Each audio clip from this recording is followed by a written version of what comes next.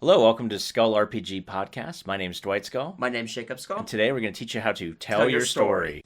So on the same concept of multiple realities and timelines, why don't you talk about your Plague Demon campaign you ran us through? Yeah, so again, I like to listen to podcasts, and one of the podcasts I was listening to, which is really, I highly recommend it, was called The Black Tapes.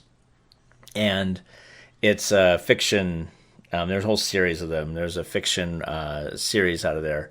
And in the Black Tapes, I think it's in that one. It might have been in it's in a different one the same guys were running, whose name just escapes me right now. There was a concept of being able to summon a demon. Mm-hmm. And so I kind of took this concept of summoning demons, and then I kind of did some quick research, and then I created my own little twists and turns on it. And so I created a plague demon that basically had been around for basically the entire position of humanity. And what we did is we played a modern campaign only. 1990s-ish. Yeah. By modern, I don't mean, high fantasy. Mm-hmm. Or ancient. And so, but yeah, we're playing the 1990s. It was an X-Files-ish looking adventure series. It was done in GURPS. And at the end of it, basically, it had a nice, fun betrayal, which Jacob's still ticked off about. And so, stop. And so, anyway, and so then and you've talked about before, but so then what happened is, there was a group of people basically trying to summon this demon back into existence, and they had a bunch of ritual things and those sorts of things, and they had ritual powers.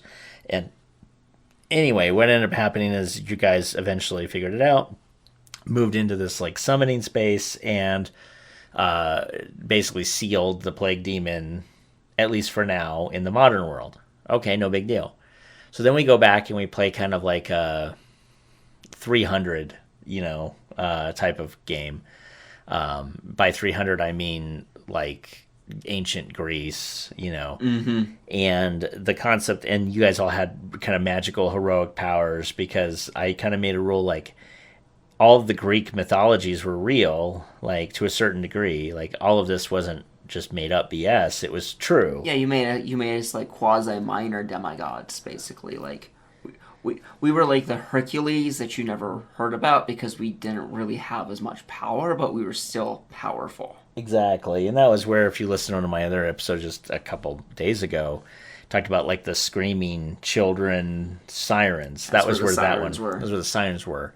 And there were other things that you guys fought and did, but the whole point there was that the plague demon was unleashed in that world, and it twisted things. Yeah, it was, since it's a plague demon, it would get a hold of things, and the plague aspect of it would change how the thing operated. It corrupted it. It was a corruption demon. Hence why the sirens were landbound and they screamed like children. Yeah, because they were corrupted by this demon. But you guys know it as a god. Because that would be the terminology. So in the modern times, it's a demon. In ancient times, it's a god.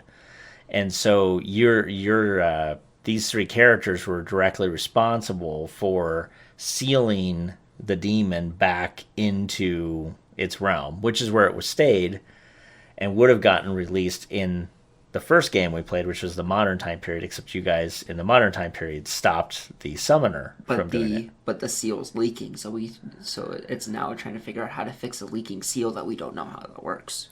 Exactly. And then the third concept, which we didn't get to yet, was I was going to go back to kind of an Antarctica, prehistory. You're kind of thinking like H.P. Lovecraft, where there's several civilizations before ours, and we're in one of those. The Mountains of Madness type of concept, where outer things have a civilization millennia before humans ever existed. And this thing is running rampant there. And so your guys would have been literally almost god level characters. And, you basically see enough stuff of this minor deity messing around with stuff. You're also minor deities. but you guys then take it upon yourselves to destroy a bunch of his power. You can't you basically you can't kill the immortal, but you can destroy it to an extent where it has to take a couple generations, thousands of years really to manifest itself again. You can hobble it pretty significantly. And that's kind of what the third option would have been, was you guys would play god epic like characters to go destroy its armies, its things, because what it was doing was it was corrupting everybody else's creations, and everybody was kind of pissed off about it. But it was too big to do anything about it. So you guys would have ended up like killing it functionally, and since it's still in the world, it's still like basically it's still able to influence the planet until your second characters came in and sealed it. But again, it wasn't a complete seal, which is why your modern characters had to stop somebody from opening said leaking seal.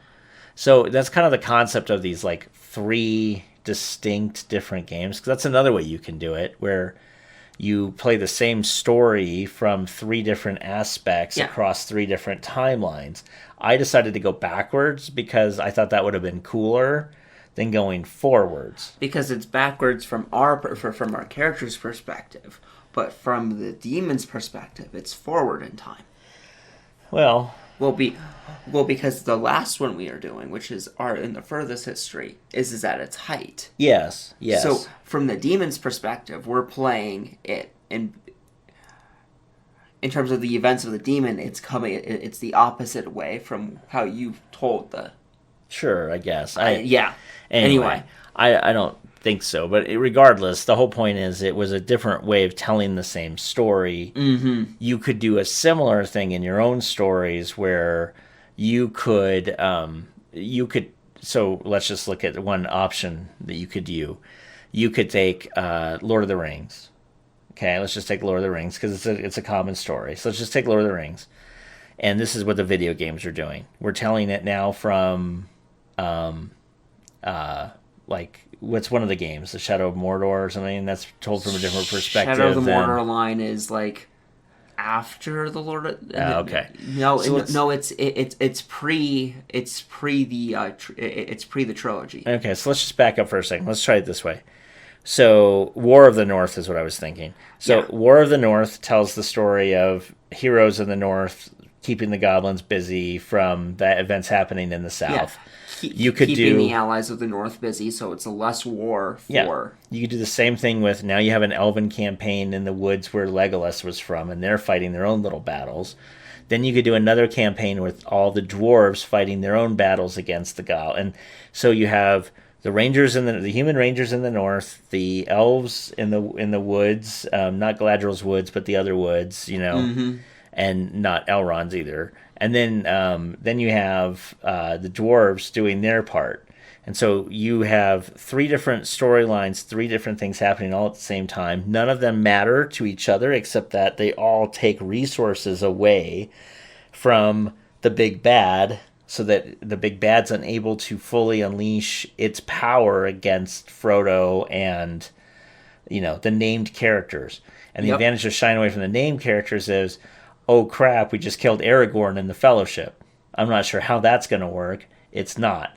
So now by playing some unnamed characters in the North, if somebody gets killed for dramatic or undramatic, like they just kept rolling ones all night long, it doesn't mean that you've lost all hope and the books are trash. It just means now the story that no one's told up in the North, you can tell it a little differently. And the same thing with the elves, and same things with the dwarves. And I mean, I guess if you really wanted, you could have an Eagles campaign, which would be kind of crazy. But could have an Ent campaign too. Yeah. Ooh, that could go really quick. You're an Ent moot.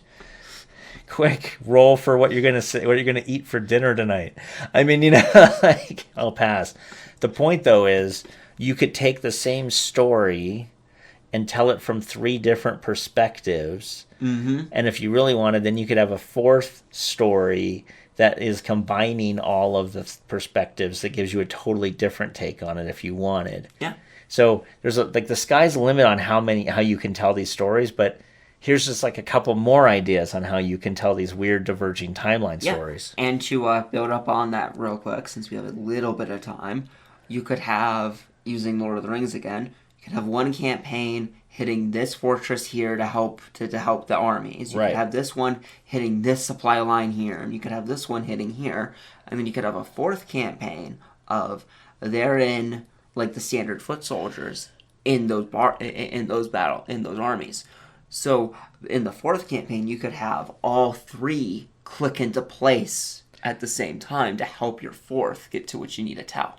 Exactly. There's so many different ways to do it. So just think about how you could tell a story from different perspectives and how that could totally impact your gameplay. And I would argue roll up entirely different characters for it because then if somebody dies, it's not like game over for everything else. And in order to get the supply lines, you might have to kill the whole entire party. Yeah, you may have to. You may And have it to be doesn't able. matter because It's their usefulness for the story is gone. right. Now.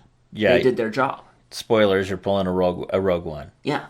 I mean, which was a great way to do it. So, anyway, that said, you guys have a great day. We'll see you tomorrow. Hey, thanks for listening. And for more resources, please go to skullrpg.com.